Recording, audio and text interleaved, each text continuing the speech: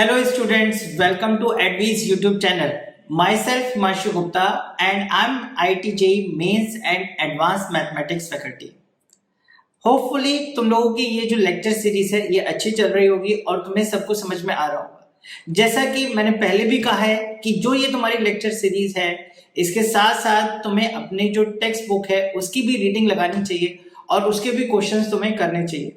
जब तक हम मैथ्स में प्रैक्टिस नहीं करते तब तक हम उस किसी भी टॉपिक पर कमांड नहीं कर सकते। ठीक है, कॉन्सेप्ट तो हमें समझना ही चाहिए जो कि हम लोग यहाँ पर अपने लेक्चर्स में कवर कर रहे हैं, लेकिन साथ ही साथ तुम यहाँ पर अपने क्वेश्चंस भी करते रहो।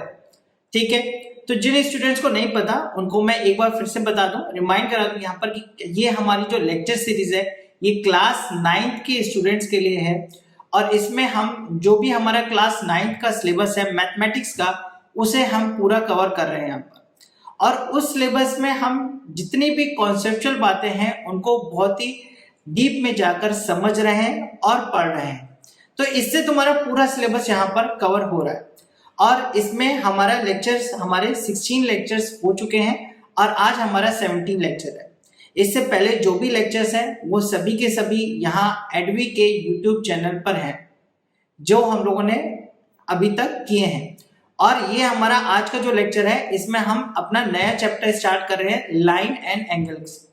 ठीक है, लास्ट टर्न पर हम लोगों ने इंट्रोडक्शन टू यूक्लिड ज्योमेट्री देखा था और वहां पर हमने ये समझा था कि यूक्लिड ज्योमेट्री हमारा क्या होता है और हमने यूक्लिड ने किस तरह से हमारे जो भी हमारे टर्म्स होते हैं ज्योमेट्री में उनको किस तरह से यहाँ पर डिफाइन किया था। ठीक है, तो अब हम क्या करेंगे, ज्योमेट्री में हमारे जो अलग अलग शेप्स होते हैं उनको लेकर एक एक लेकर हम लोग यहाँ पर उनका एनालिसिस करेंगे, उसमें हम थ्योरम देखेंगे, थ्योरम्स को हम प्रूव करेंगे।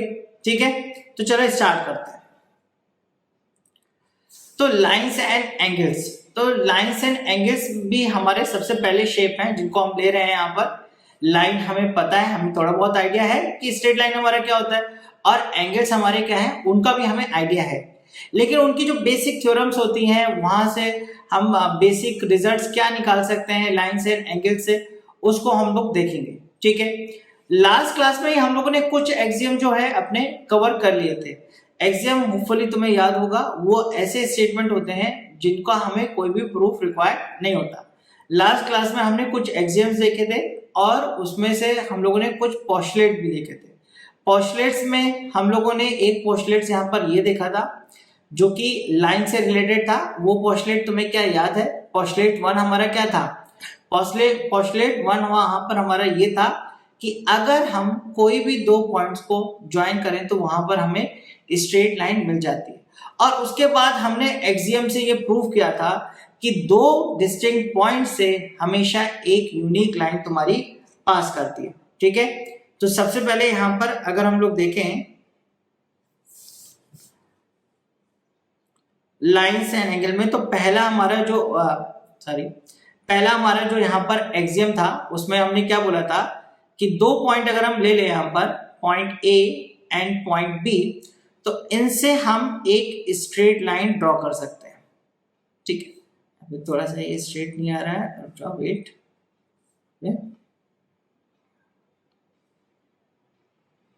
ठीक है, अब यहाँ पर इस चैप्टर में जो हम लाइन की बात कर रहे हैं यहाँ पर लाइन से मतलब स्ट्रेट लाइन से ही है।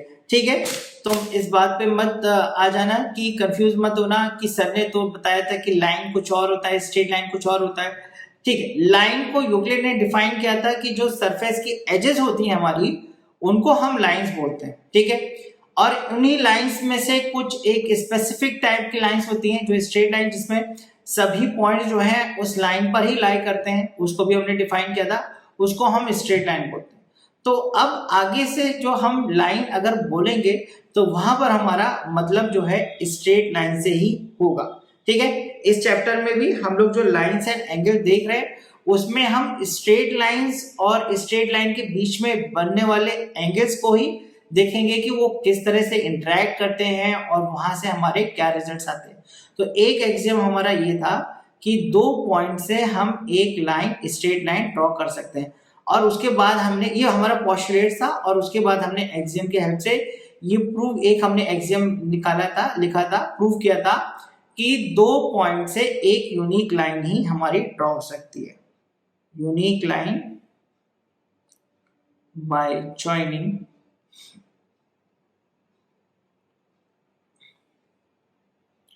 Two distinct point. ठीक है, जस्ट हम लोग अभी थोड़ा सा रिकैप कर रहे हैं कि यहां पर हमने क्या देखा था पिछले क्लास में। ठीक है, ये हमारा एग्जाम था लाइंस एंड एंगल्स का। ठीक है, तो लाइंस एंड एंगल्स को अगर हम लोग यहाँ पर देखें तो लाइंस हमारी स्ट्रेट लाइंस हमारे पास यहाँ पर है, और अगर हमारी कभी भी दो लाइंस अगर हम लोग यहाँ पर बना लें तो उनके बीच में कुछ एंगल बन जाता है। जैसे यहाँ पर ये जो हमारा है ये हमारा क्या है, एक एंगल है।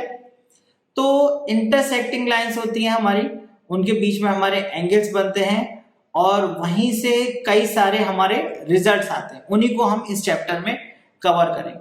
लेकिन जैसे कि पिछले चैप्टर में हमने बोला था भाई अगर हमें कुछ भी नए रिजल्ट्स को प्रूव करना है, बनाना है, तो सबसे पहले हमें क्या करना पड़ता है, हमें बेसिक डेफिनेशंस देखनी पड़ेंगी कि जो भी टर्म्स हम लोग यूज करेंगे यहाँ पर उनकी बेसिक डेफिनेशंस क्या है। और ये जो डेफिनेशंस वगैरह है हमारी, इनको अच्छे से तुम्हें पता होना चाहिए ताकि आगे जाकर हम कहीं भी इन टर्म्स को यूज करें तो तुम इसको अच्छे से समझ सको। ठीक है, तो सबसे पहले यहाँ पर हमारी एक डेफिनेशन आती है रे की, एक हमारी डेफिनेशन आती है लाइन की, और एक हमारी डेफिनेशन आती है लाइन सेगमेंट की। ठीक है, तो रे हमारा क्या होता है और लाइन सेगमेंट क्या होता है। तो सबसे पहले हम लोग लाइन सेगमेंट देख लेते हैं यहाँ पर। तो लाइन सेगमेंट हम बोलते हैं यहाँ पर कि it is a part of a line, a part of a line. Line से मतलब यहाँ पर स्ट्रेट लाइन से। ठीक है, अब स्ट्रेट लाइन क्या होती है, लास्ट क्लास में हमने डिस्कस किया था कि स्ट्रेट लाइन इधर और उधर मतलब तुम्हारा इंफिनिटी तक जो है एक्सटेंड होती है, मतलब दोनों साइड दोनों डायरेक्शन में जो भी लाइन है उसकी दोनों डायरेक्शन में जैसे ऊपर वाली डायरेक्शन और जो नीचे वाली डायरेक्शन दोनों ही में ही वो आगे तक एक्सटेंड होती रहती है, वो कभी भी टर्मिनेट नहीं होती। लेकिन उसी लाइन का अगर हम एक छोटा सा पार्ट लें तो उसको हम क्या बोलते हैं, लाइन सेगमेंट। जैसे यहाँ पर एक ए और बी, बस अगर हमने इतना पार्ट लिया तो यहाँ पर ये तुम्हारा क्या आ जाएगा, लाइन सेगमेंट आएगा। लेकिन इसी के डिफरेंस हमारा जो है दूसरा जो टर्म आता है हमारा वो आता है रे। रे क्या होता है, रे जो तुम्हारा शब्द है तुम्हें पहले से तुमने यहाँ पर यूज किया होगा। रेज वर्ड का यूज हम कहाँ पर करते हैं, हम सन के लिए करते हैं, सूरज के लिए करते हैं। ठीक है, सन की रेज की बात हम करते हैं, तो वहां पर रे क्या होती है, रे तुम्हारी हमारा जो सन है वहां से हमारी रे निकलती है और कहाँ तक जाती है, स्पेस में, वो तुम्हारी इंफिनिटी तक जाती है। मतलब उसमें तुम्हारा कहीं भी कुछ भी वो कभी भी टर्मिनेट नहीं होती। ठीक है, ऐसा है कि अर्थ पर अगर वो आ गई तो यहाँ पर अर्थ उसको, अर्थ के जो भी ऑब्जेक्ट है, जो एनवायरनमेंट है, जो वायुमंडल है, वो उसको एब्जॉर्ब कर लेता है। लेकिन रे में क्या होता है, अगर वो सन से स्टार्ट हुई है, उसका सोर्स तुम्हारा सन है, तो वहां से स्टार्ट होकर वो इंफिनिटी तक जाती है, इंफिनिटी तक एक्सटेंड होती है। तो रे भी कुछ इसी तरह से होती है कि ये इसका एक सोर्स होता है, मतलब ये एक पॉइंट से स्टार्ट होगी और ये तुम्हारी इंफिनिटी तक एक्सटेंड होगी। तो उसको हम लोग इस तरह से दिखाते हैं कि पॉइंट ए से वो निकली और वो एरो बना दिया कि भाई इंफिनिटी तक एक्सटेंड हो रही है। ठीक है, अब ये दोनों साइड एक्सटेंड नहीं होगी, इधर टर्मिनेट रहेगी और इधर तुम्हारी एक्सटेंड रहेगी, तो ये तुम्हारा रे होगी। और इसी के अपोजिट लाइन तुम्हारी क्या है कि लाइन में हम लोग स्ट्रेट लाइन की अगर हम बात करें तो ये दोनों ही साइड तुम्हारी एक्सटेंड होगी, तो उसको हम डबल हेडेड एरो की तरह दिखा सकते हैं कि भाई ये इस डायरेक्शन में भी एक्सटेंड होगी इंफिनिटी तक, एक्सटेंड अप टू इंफिनिटी, मतलब स्पेस में चलती जाएगी और इधर भी एक्सटेंड होगी। तो आई गेस, आई होप तुम्हें रे और लाइन में अंतर समझ में आ गया होगा। रे में एक सोर्स होता है, रे में एक पॉइंट होता है जहां से रे निकलती है और एक ही डायरेक्शन में इंफिनिटी तक जाती है, जबकि लाइन में, लाइन तुम्हारी दोनों ही डायरेक्शन में इंफिनिटी तक जाती है, दोनों ही तरफ कहीं भी वो टर्मिनेट नहीं होती। तो ये एक जो तुम्हारा सटल सा डिफरेंस है, इसको ध्यान रखना। ठीक है, इसके बाद जो नेक्स्ट हमारी डेफिनेशन आती है वो आती है हमारी कोलिनियर पॉइंट्स की। ठीक है, कोलिनियर पॉइंट्स हमारे क्या होते हैं, स्ट्रेट लाइन हमें समझ में आ गया कि स्ट्रेट लाइन क्या है, तो चलो एक स्ट्रेट लाइन बना लेते हैं यहां पर। अब इस पर अगर हम कोई दो पॉइंट ले लेते हैं, मान लो यहां पर पॉइंट ए, पॉइंट बी। अब हम लोग पहले ही ये पढ़ चुके हैं कि दो पॉइंट से तो एक स्ट्रेट लाइन पास करती ही करती है, लेकिन अगर हमने एक और पॉइंट ले लिया, मान लो यहां पर हमने पॉइंट सी ले लिया और यहां पर हमने पॉइंट डी ले लिया, तो हम ये देख रहे हैं कि ये लाइन तुम्हारी ए, बी और सी तीनों से पास कर रही है। क्या यहां पर हम ए और बी से पास होने वाली लाइन को डी से पास करा सकते हैं? क्या हम कुछ इस तरह से यहां पर लाइन बना सकते हैं कि ये तुम्हारा डी से भी पास होने लग जाए? नहीं, वो तुम्हारी स्ट्रेट लाइन नहीं रहेगी। तो दो पॉइंट से तो हमेशा एक स्ट्रेट लाइन पास कर सकते हैं, लेकिन तीन पॉइंट से स्ट्रेट लाइन पास हो ऐसा बिल्कुल भी नहीं जरूरी है। और अगर ऐसे हमें तीन पॉइंट्स मिल जाए जो कि एक स्ट्रेट लाइन पर लाई कर रहे हैं, तो ऐसे पॉइंट्स को हम बोलते हैं कोलिनियर पॉइंट। ठीक है, तो यहां पर हम लोग डेफिनेशन इसकी लिख लेते हैं, हम लोग बल्कि हम इसमें नोट करके लिख देते हैं, note that a straight line, ये तो हमारा पोस्टुलेट था, उसी को हम लोग यहाँ पर रिवाइज कर रहे हैं, यहाँ पे बोल रहे हैं फिर से, a straight line can always be drawn from 2 points but not through 3 points। मतलब 3 पॉइंट से पास हो लाइन, ऐसा कोई जरूरी नहीं है। If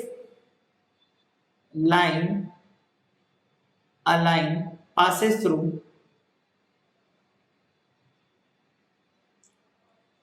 3 points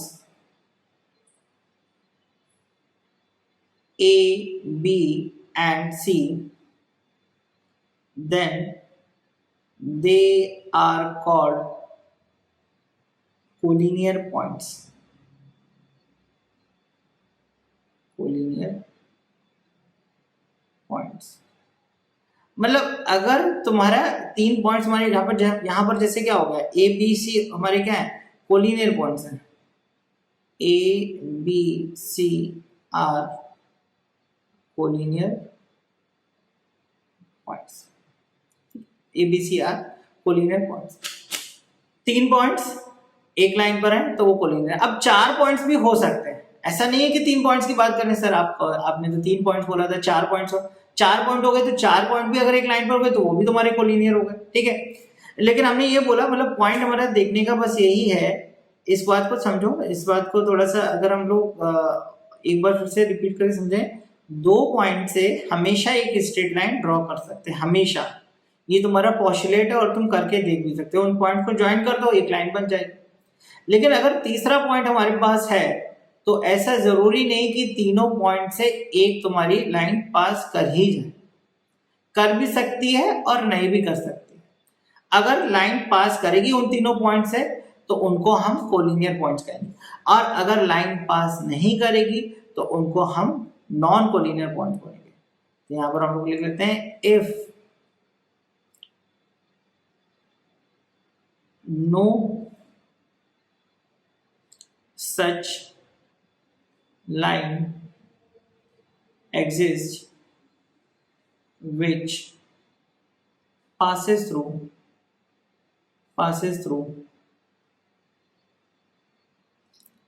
points A, B and C, then A, B, C are called non collinear points. A B C को हम क्या बोलते हैं, नॉन कोलिनियर पॉइंट्स बोलते हैं। अगर ए बी और सी, अब देखो यहाँ पर देख लेते हैं, जैसे यहाँ पर मान लो हम फिर से एक बार एक एग्जांपल देखते हैं। यहाँ पर हमने एक पॉइंट लिया ए और यहाँ पे रैंडमली एक पॉइंट ले लिया बी। अब ए और बी से पास होने वाली हम एक स्ट्रेट लाइन ड्रॉ कर सकते हैं। यहाँ पर ये हमने स्ट्रेट लाइन ड्रॉ कर दी ए और बी से पास होने वाली। अब इसके अलावा यहाँ पर बहुत सारे पॉइंट्स हो सकते हैं स्पेस में, जैसे मान लो यहाँ पे डी पॉइंट है, ई पॉइंट है, एफ पॉइंट है, यहाँ पर मान लो बी पॉइंट है, सी पॉइंट है। तो यहाँ पर क्या है, ए बी और डी, इनसे हम कोई भी लाइन नहीं ड्रॉ। ए बी जो लाइन है वो तो फिक्स हो गई, यूनिक लाइन है, लेकिन वो लाइन तुम्हारी डी से पास नहीं कर रही, ना ही वो ई से पास कर रही है, ना ही वो तुम्हारी एफ से पास कर रही है। तो यहाँ पर हम लोग क्या बोलेंगे, A B and D are non collinear. ठीक है, और ऐसे एक बल्कि बहुत सारे होंगे, ए बी और ई ये भी तुम्हारे नॉन कोलिनियर हो गए, नॉन कोलिनियर हो गए। ठीक है, ये भी नॉन कोलिनियर हो गए। तो वही पॉइंट, 3 पॉइंट जो कि एक लाइन पर लाइन नहीं करे, उनको हम बोलते हैं नॉन कोलिनियर पॉइंट। ठीक है, नेक्स्ट हमारी बात आ जाती है, अब हम लोगों ने लाइन के जितने भी हमारे टर्म्स थे उनको हम लोग ने यहाँ पर डिफाइन कर लिया। अब हम समझते हैं यहाँ पर एंगल्स को। ठीक है, एंगल्स को यहाँ पर डिफाइन करेंगे और समझेंगे कि एंगल्स हमारे क्या होते हैं, और उसके बाद उससे रिलेटेड जो टर्म्स हैं वो देखेंगे, और उसके बाद फिर हम लोग जो है एक्सियम्स एंड थ्योरम्स से बढ़ सकते हैं, जो इनको जो हमारे रिजल्ट वगैरह हम लोग निकाल सकते हैं लाइंस एंड एंगल्स की हेल्प। तो एंगल हमारा क्या होता है, एंगल हमारा होता है कि जैसे मान लो हमारे पास एक रे है, ठीक है, ये रे है, ये पॉइंट ओ ले लिया हमने। अब ये जो रे है ये ओ के अबाउट मान लो रोटेट कर रही है, जैसे हमने यहाँ पर ये हमारी एक रे मान लो, और ये इसका इनिशियल पॉइंट ओ है। अब ये ओ के अबाउट रोटेट कर रही है। ठीक है, ओ के अबाउट अगर रोटेट कर रही है तो यहाँ पर जैसे रोटेशन के बाद ये इस पोजीशन में आ गई। ठीक है, इस पोजीशन में आ गई, तो यहाँ पर इनके बीच में जो हमारा ये मेजर ऑफ रोटेशन है, मतलब ये रे कितना रोटेट हुई, उसको हम बोलते हैं एंगल। ठीक है, इसको हम क्या बोलते हैं, एंगल। अब ये इनिशियल पोजीशन है और वो फाइनल पोजीशन है।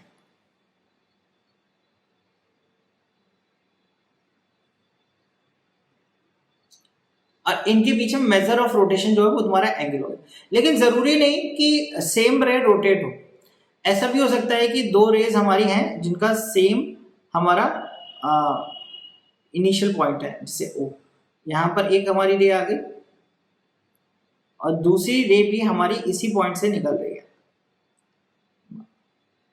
ठीक है, ये रे 1 और ये रे 2।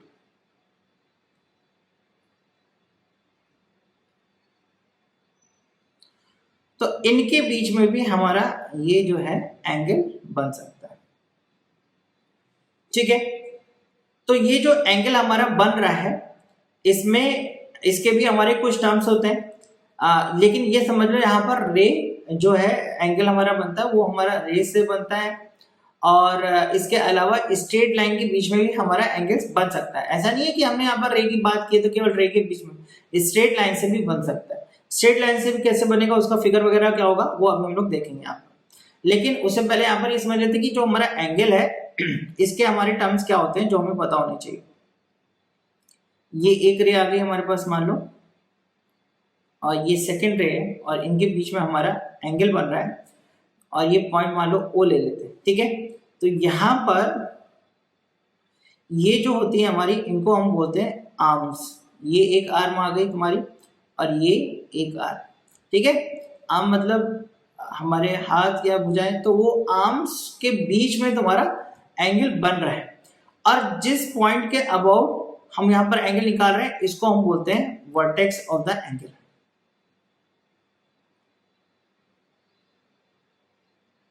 Vertex of the angle. ठीक है, तो ये हमारी आर्म्स हो गई, ये हमारा एंगल। तो स्ट्रेट लाइन के बीच में भी तुम्हारा जो है एंगल बन सकता है, तो उसमें देखते हैं हम लोग कैसे आएगा हमारी आर्म्स और वर्टेक्स। जैसे ये हमारे पास स्ट्रेट लाइन है और इनके बीच में ये हमारा एंगल बन रहा है, तो वर्टेक्स तो हमें यहाँ पर दिखाई दे रहा है। वर्टेक्स ऑफ द एंगल हमारा क्या हो जाएगा, ये वाला पॉइंट हो जाएगा। ठीक है, और ये वाले एंगल की बात करें तो एक आर्म हमारे पास ये आ गई और एक आर्म हमारे पास ये आ गई। तो बेसिकली दो आर्म्स और एक वर्टेक्स मिलकर हमारा एक एंगल बनाएंगे। ठीक है, ये जो हमने टर्मिनोलॉजी यहाँ पर यूज की है ये इंपॉर्टेंट है। ठीक है, इसको ध्यान रखो, क्योंकि आगे एक्सियम्स और थ्योरम्स में हम लोग इसको यूज करेंगे, ठीक है। तो इसको पता होना चाहिए तुम्हें यहाँ पर, ठीक है। तो ये हमारा एंगल रहा, एंगल हमने देख लिया कि हम किस तरह से बनाते हैं। यहाँ पर तुम लोग को भी थोड़ा बहुत आइडिया है, बट नया हमारा क्या है कि टर्मिनोलॉजी हमारी क्या है, आर्म्स एंड वर्टेक्स। अब एंगल्स भी तुम्हारे अलग अलग तरह के होते हैं और बहुत सारे एंगल्स वगैरह तुमने पिछली क्लासेस जो तुम्हारी क्लास 8 वगैरह में तुमने यहाँ पर देख रखा है कि जो एंगल्स है उनके डिफरेंट टाइप्स क्या होते हैं, तो उनको जल्दी से रिकैप कर लेते हैं, ठीक है। तो कौन कौन से एंगल तुम लोगों ने पढ़े हैं यहाँ पे? सबसे पहले तुम लोगों ने यहाँ पर देखा होगा एक एक्यूट एंगल। तो हमारा एक्यूट एंगल क्या होता है, और यहाँ पर एंगल को मेजर करने के लिए भी हमें एक यूनिट चाहिए होती है। तो हम कौन सी यूनिट यूज करेंगे अपने अभी सिलेबस में? डिग्री सिस्टम, ठीक है। और भी तुम्हारे सिस्टम होते हैं, और भी इंपॉर्टेंट सिस्टम्स होते हैं, जैसे रेडियन सिस्टम होता है, सर्कुलर सिस्टम भी जिसको बोलते हैं, और इसके अलावा तुम्हारा ग्रेड का भी सिस्टम होता है। लेकिन यहाँ पर अभी हम लोग डिग्री का ही यूज करेंगे। तो एक्यूट एंगल की अगर हम बात करें तो एक्यूट एंगल हमारा क्या होता है पता है तुम्हें, ठीक है। जैसे यहाँ पर हम लोग एक एक्यूट एंगल बनाते हैं, ये हमारा एंगल है, ठीक है, और ये हमारा एंगल, इसको हमने नाम दे दिया एक्स, ये हमारा वर्टेक्स है, ठीक है।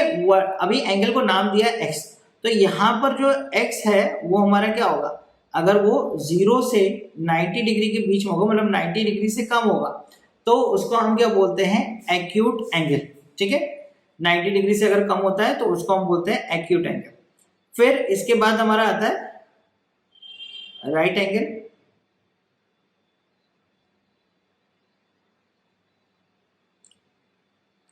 तो राइट एंगल भी तुम्हें पता होगा, देख लेते हैं एक बार, रिवाइज कर लेते हैं। यहाँ पर अगर दो रेस या दो लाइंस इस तरह से इंटरसेक्ट कर रही है यहाँ पर कि उनके बीच में एक राइट एंगल बन रहा है, ये तुम्हारा एंगल बन रहा है x, such that x is 90 degree.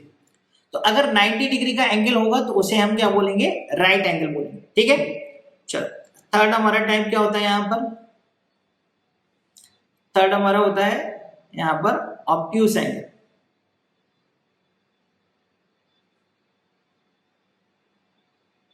Obtuse angle, तो ऑब्ट्यूस एंगल में हम लोग ने क्या देखा है यहाँ पर?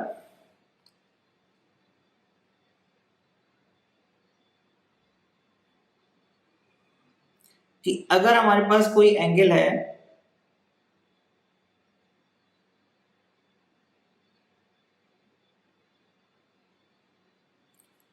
सच दैट कि वो हमारा एंगल 90 डिग्री से 180 डिग्री के बीच में, यानी 90 डिग्री से ज्यादा लेकिन 180 डिग्री से कम, तो ऐसे एंगल को हम क्या बोलते हैं? ऑब्ट्यूस एंगल, ठीक है। 0 से 90 degree acute angle, 90 degree right angle, 90 degree से 180 डिग्री हमारा जो है ऑब्ट्यूस एंगल हो गया। नेक्स्ट हमारा जो टाइप है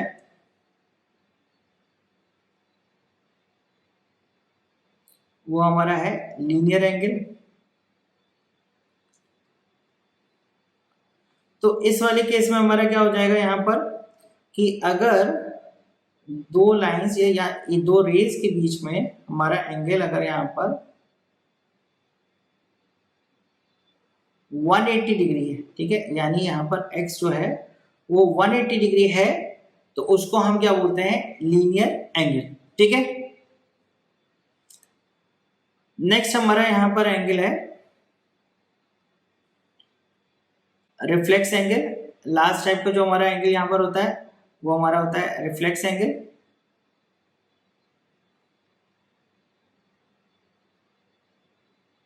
सॉरी, तो ये हमारा कौन सा एंगल होता है? ये हमारा एंगल होता है जिसमें हमारा एंगल जो है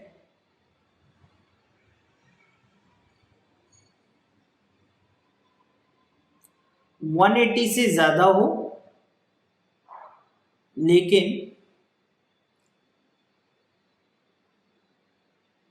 360 डिग्री से कम, तो ऐसे एंगल्स को हम क्या बोलते हैं? रिफ्लेक्स एंगल बोलते हैं, ठीक है। तो ये तो हमारे बेसिक डेफिनेशंस हैं एंगल्स की जो तुम्हें पता है यहाँ पर, और ये जस्ट हमने रिकैप कर लिया यहाँ पर कि एक्यूट एंगल हमारा क्या होता है? 0 से 90, फिर हमारा आता है right angle, obtuse angle, reflex angle. तो ये हमारे एंगल्स के डिफरेंट टाइप्स हैं, ठीक है। इसके अलावा हमें और कौन से टर्म्स पता होने चाहिए, इसके अलावा हमें पता होना चाहिए कॉम्प्लीमेंट्री एंगल्स, ठीक है। तो यहाँ पर अब एक एंगल नहीं बल्कि दो एंगल्स हमारे आ जाते हैं। तो यहाँ पर एंगल्स को हम कुछ नाम देके इसके अगर हम डेफिनेशन लिखें तो two angles are said to be complementary angle if their sum is 90 degree. मतलब 90 डिग्री अगर दो एंगल्स का सम है तो उनको हम क्या बोलेंगे, कॉम्प्लीमेंट्री एंगल। यानी ए एंड बी, अगर ए प्लस बी हमारा कितना हो 90 डिग्री हो, तो यहां पर हम ए एंड बी को क्या बोलेंगे, कॉम्प्लीमेंट्री एंगल। इसके क्या हम एग्जाम्पल बता सकते हैं, बिल्कुल। यहां पर अगर हम लोग एग्जाम्पल देखें जैसे कि 30 डिग्री एंड 60 डिग्री, ये हमारे क्या है, कॉम्प्लीमेंट्री एंगल्स हैं, क्योंकि इन दोनों का सम हमारा कितना है 90 डिग्री। इसके अलावा मान लो 15 डिग्री एंड 75 डिग्री, ये भी हमारे क्या है, कॉम्प्लीमेंट्री एंगल्स है। इसके अलावा हमारे पास यहाँ पर मान लो हो गया 40 डिग्री एंड 50 डिग्री, ये भी हमारे क्या हो गए, कॉम्प्लीमेंट्री एंगल हो गए, क्योंकि इनका सम हमारा कितना है 90 डिग्री, ठीक है। तो ये हमारा कॉम्प्लीमेंट्री एंगल्स हो गए। इसके बाद तुम्हारे आता है नेक्स्ट, हमारी जो डेफिनेशन आती है वो आती है तुम्हारी सप्लीमेंट्री एंगल्स की। तो कॉम्प्लीमेंट्री एंगल्स में दो एंगल्स को हम कॉम्प्लीमेंट्री बोलते हैं जब उनका सम 90 डिग्री होता है। सप्लीमेंट्री एंगल्स हमारे वो होते हैं जिनका सम हमारा 180 डिग्री होता है, ठीक है। तो इसमें हम डेफिनेशन लिख लेते हैं, two angles A and B are called supplementary angles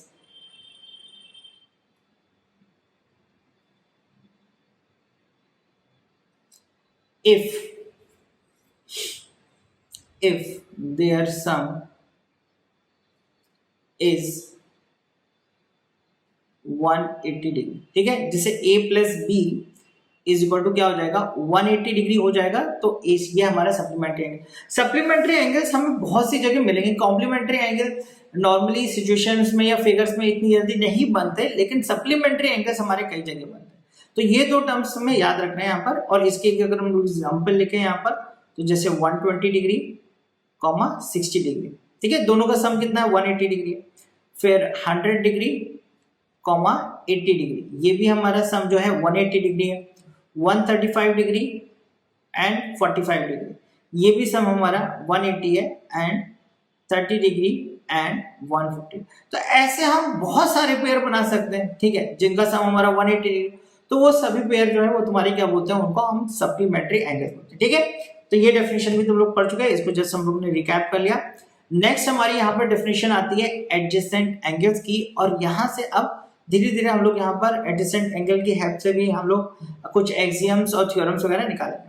तो एडजेसेंट एंगल हमारा क्या होता है कि जो एडजेसेंट, जैसे कि तुम्हें नाम से पता चल रहा होगा, ऐसे एंगल्स जो एडजेसेंट है, ठीक है। तो इनको अगर हम पहले बनाते हैं और फिर हम इसकी डेफिनेशन लिखेंगे, ठीक है।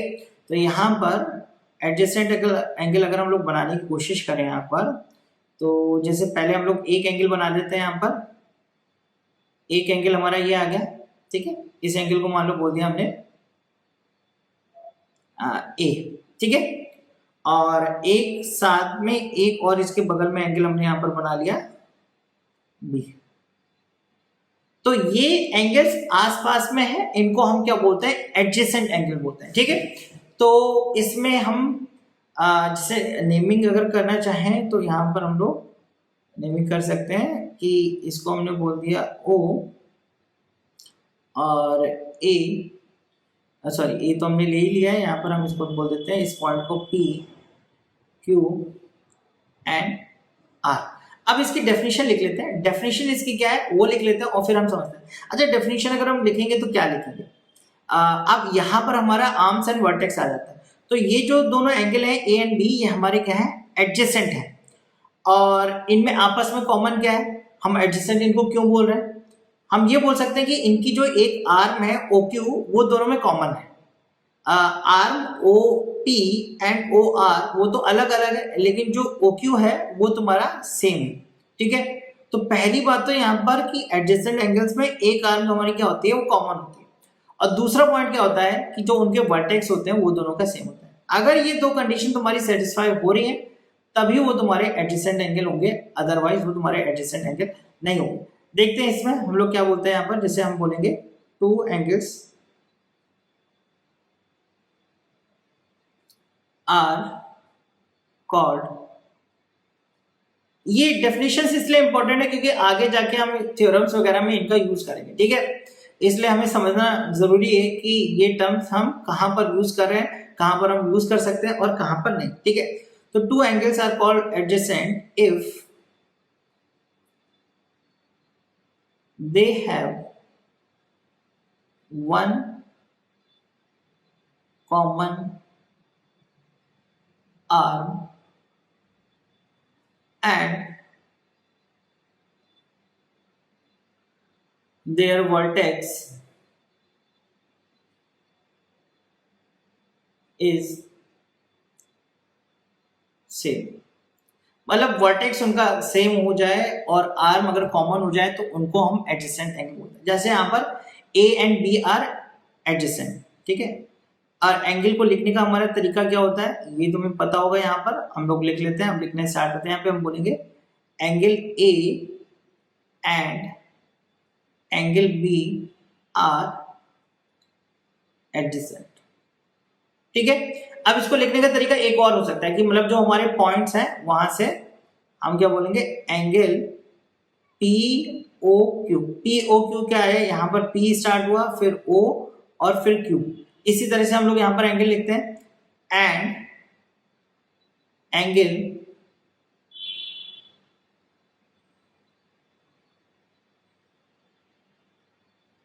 Angle R O Q are adjacent. बात वही है, ए एंड बी हम लोगों ने उसको नाम दे रखा था और यहाँ पर हम लोगों ने पॉइंट्स की हेल्प से यहाँ पर इसका लिख दिया। ठीक है, तो ये दोनों तुम्हारे एंगल्स एडजेसेंट है। तो यहाँ पर डेफिनेशन इंपॉर्टेंट क्यों है, क्योंकि यहाँ पर हमने बोला है कि डेफिनेशन में दो बातें बोली हैं। एक तो कि उनकी एक कॉमन आर्म होनी चाहिए और दूसरा हमारा पॉइंट क्या है कि जो वर्टेक्स है वो उनका दोनों एंगल्स का सेम होना चाहिए। अगर ऐसा नहीं है तो एंगल्स एडजेसेंट नहीं होंगे। जैसे कि हम एक फिगर बनाते हैं चलो यहाँ पर और उसमें आइडेंटिफाई करने की कोशिश करते हैं कि एंगल्स हमारे एडजेसेंट हैं कि नहीं। जैसे कि मान लो यहाँ पर हमने एक फिगर लिया,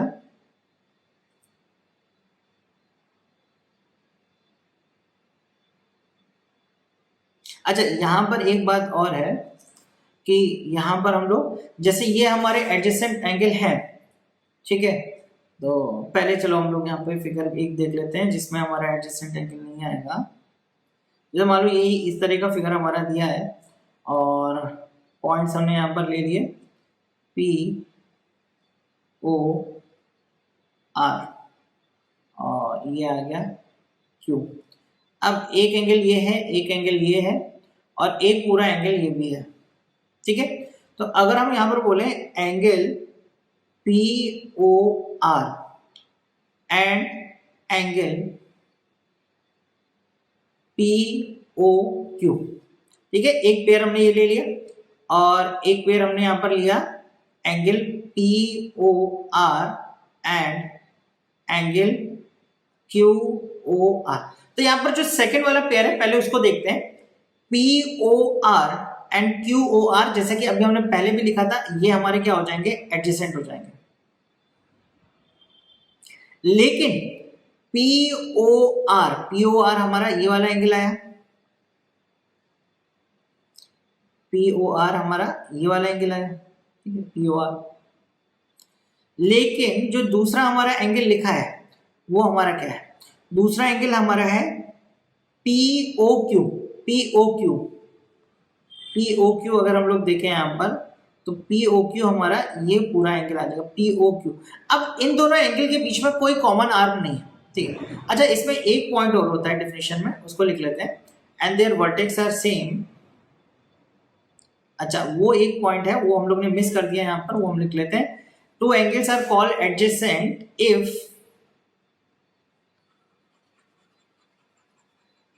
they have common arm, they have same vertex and their uncommon arm, and their uncommon arm are on different side of common arm, ठीक है, and their vertex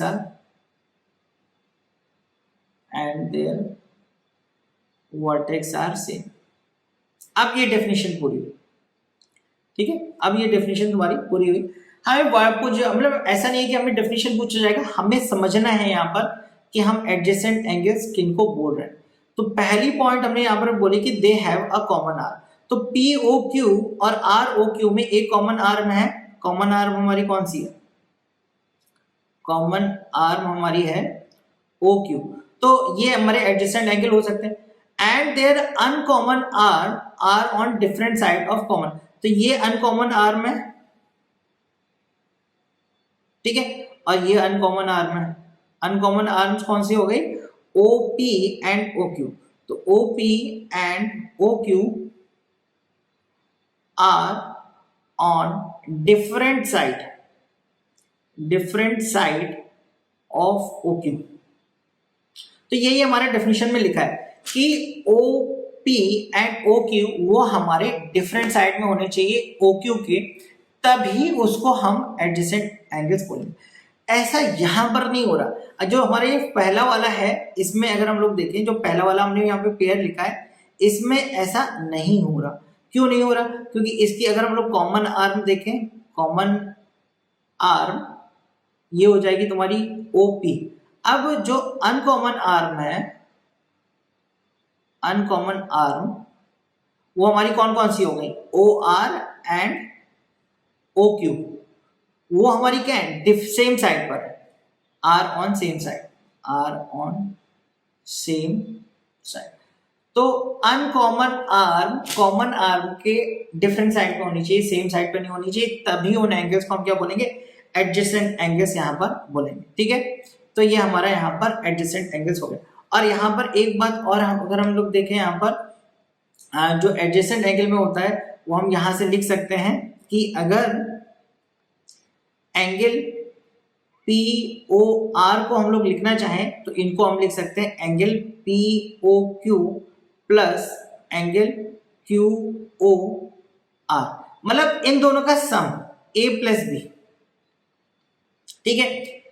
POR is equal to A plus B होगा। तो adjacent angle अगर है हमारे पास तो वहां से हम ये रिजल्ट निकाल सकते हैं, क्या? कि POR जो हमारा एंगल होगा that will be the sum of angle POQ and QOR, ठीक है। ये एक बात हमें यहाँ पर सीखनी कि भाई एंगल A OP तुम्हारा क्या है? एंगल A से रोटेट हो रही है तो OQ आ रहा है, फिर OQ तुम्हारा एंगल B, फिर रोटेशन हुआ, मेजर ऑफ रोटेशन अगर हम देखें तो एंगल B का है। तो पूरा ओवरऑल OP से OR जाने के लिए A प्लस B के एंगल जितना रोटेशन हमें यहाँ पर करना होगा, तो हम इन दोनों एंगल्स को यहाँ पर ऐड कर सकते हैं, ठीक है। और इसका यूज हम लोग आगे करेंगे भी, ठीक है। तो नेक्स्ट अपनी डेफिनेशन पे चलते हैं यहाँ पर। नेक्स्ट हमारी डेफिनेशन है लीनियर पेयर ऑफ एंगल्स, ठीक है। तो लीनियर पेयर ऑफ एंगल्स हमारा क्या होता है? तो इसमें हम एक दो थ्योरम भी देखेंगे, एक्सियम भी देखेंगे, लेकिन पहले समझते हैं लीनियर पेयर ऑफ एंगल्स इनको किनको बोलते हैं। तो जैसे मान लो अगर हमारे पास यहाँ पर एक स्ट्रेट लाइन है, ठीक है, यहाँ पर हमने एक पॉइंट लिया और यहाँ पर एक ऐसे रेट है, ठीक है। इनको हम लोग जो है कुछ पॉइंट्स को मार्क कर देते हैं। इसको ले लेते हैं A, ये ले लेते हैं O, ये ले लेते हैं C, ये ले लेते हैं हम लोग B, ठीक है। अब यहाँ पर ये जो हमने फिगर बनाया है इसमें हमारा COA जो ये पूरी ये एक स्ट्रेट लाइन, ठीक, इसको लिख लेते COA is a straight line, straight line, ये हमारी एक स्ट्रेट लाइन है, ठीक है। और इसमें OB एक रे है, तो यहाँ पर हमारे दो एंगल बन रहे हैं, एक ये वाला एंगल बन रहा है और एक ये एंगल बना है, ठीक है। तो इसमें अगर हम लोग देखें तो ये फिगर अभी हम लोग ने इस तरह का बनाया था, जिसमें हमारे पास ये हमारे क्या हो जाएंगे, angle A O B and angle B O C are adjacent. ये हमारे क्या हो जाएंगे, एडजेसेंट एंगल्स हो जाएंगे, ठीक है। एडजेसेंट एंगल्स हो जाएंगे क्योंकि हमने उनकी डेफिनेशन बोली, और ये हमारे एडजेसेंट एंगल हो जाएंगे, और ये हमारे स्ट्रेट लाइन सी ओ ए पे बने हैं। तो इस तरह के अगर हमारे कोई दो एंगल होते हैं तो इनको हम बोलते हैं लीनियर पेयर ऑफ एंगल्स। तो angle A O B and angle B O C are called linear pair of angles, linear pair of angles, ठीक है। इनको हम बोलते हैं यहाँ पर लीनियर पेयर ऑफ एंगल्स।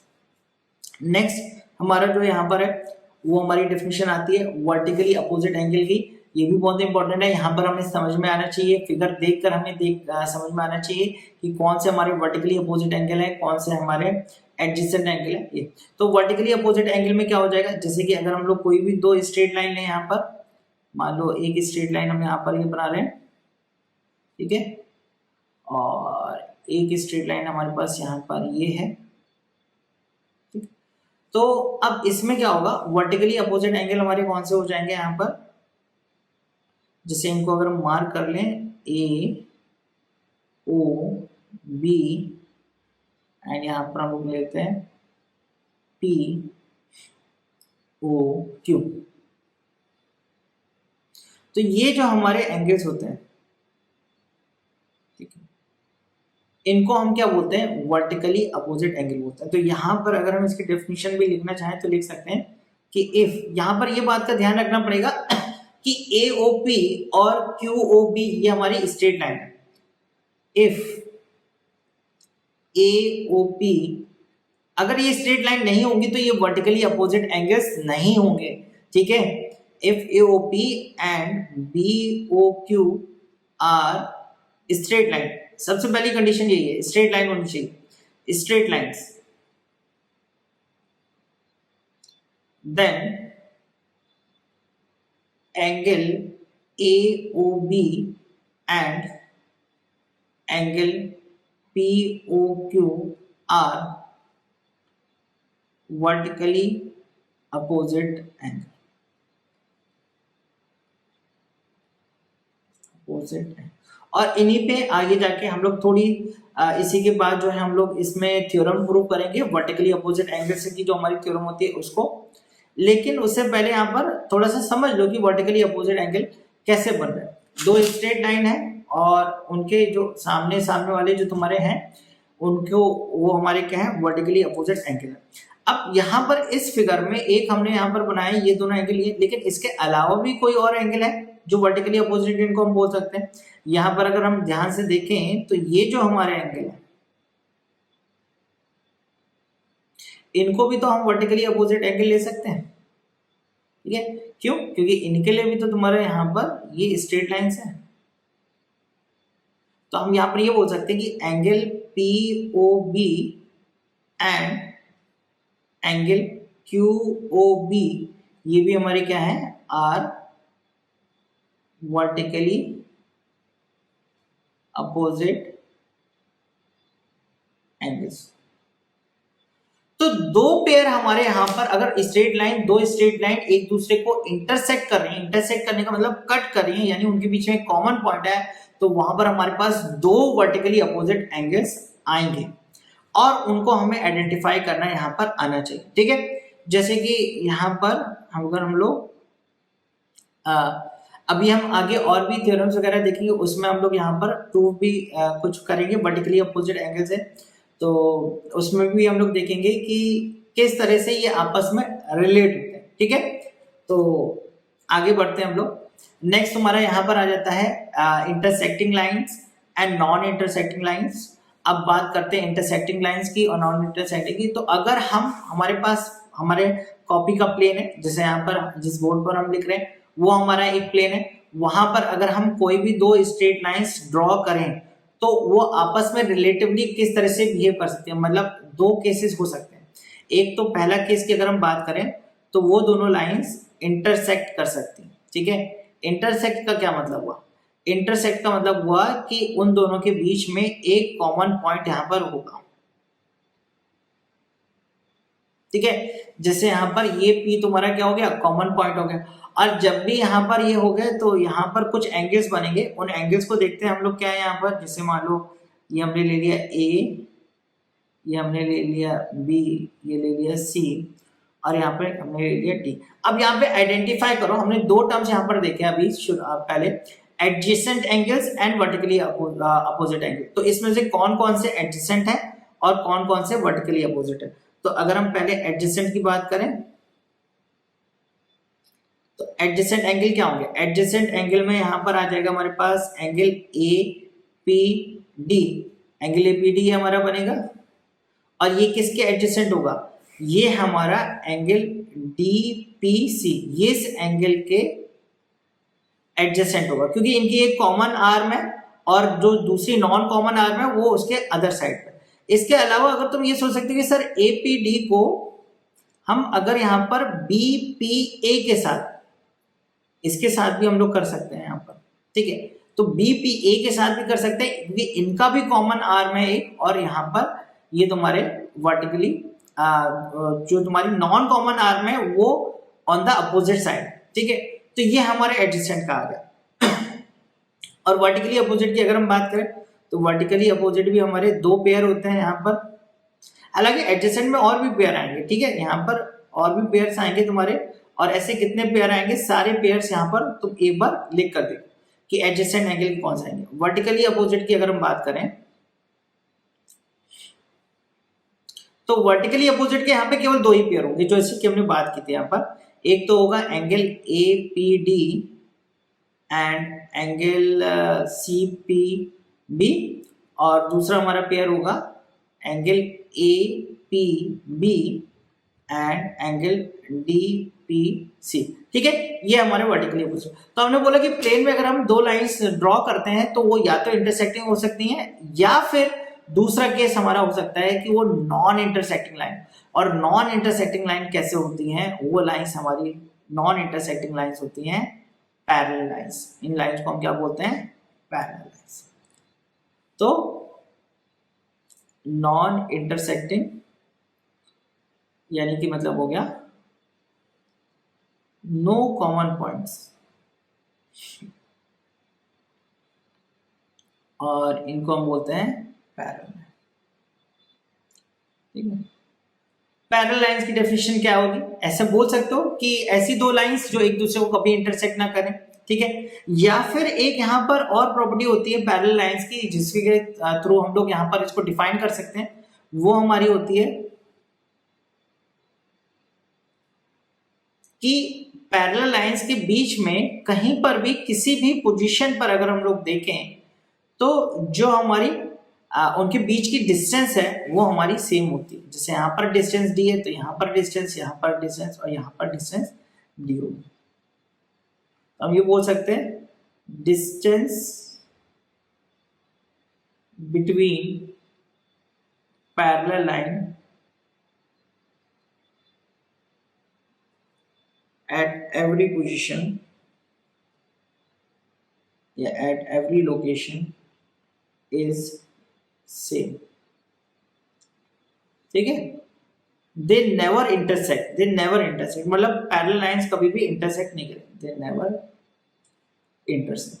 अच्छा, यहाँ पर एक बात और मैं तुम्हें बता दूं, यहाँ पर कुछ जैसे लोग बोलते हैं कि मतलब इस तरह से, मतलब फील के लिए बोला जा सकता है कि पैरेलल लाइंस इंफिनिटी पे जाकर इंटरसेक्ट करती है, ठीक है।